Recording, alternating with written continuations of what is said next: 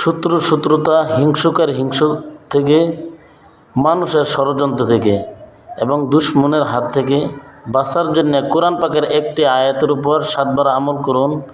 আল্লাহ পাক শত্রুতা হিংসুকের হিংসুক, মানুষের ষড়যন্ত্র থেকে আল্লাহ পাক আপনাকে, আল্লাহ পাকের কুদরতি হাতে আপনাকে হেফাজত করবে। সুবহানাল্লাহ। দুনিয়ার বুকে আপনি ভালো রাস্তায় চলছেন বা যে কোনো কাজে আপনি আগ বেড়ে গিয়েছেন, দেখবেন আপনার শত্রুতামি বেড়ে গিয়েছে, মানুষ আপনার সাথে শত্রুতামি করা আরম্ভ করে দিয়েছে। তাই শত্রুতা মানুষের হিংসা থেকে, মানুষের দুশ্মনী থেকে বাঁচার জন্য সূরা বাকারার একটি আয়াত 7 বার পাঠ করুন।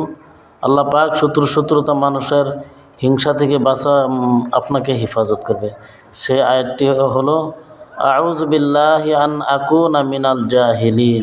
আয়াতটি 7 বার পাঠ করুন। শত্রুতা হিংসুকের হিংসুক থেকে, মানুষের দুশ্মনী থেকে আল্লাহ পাক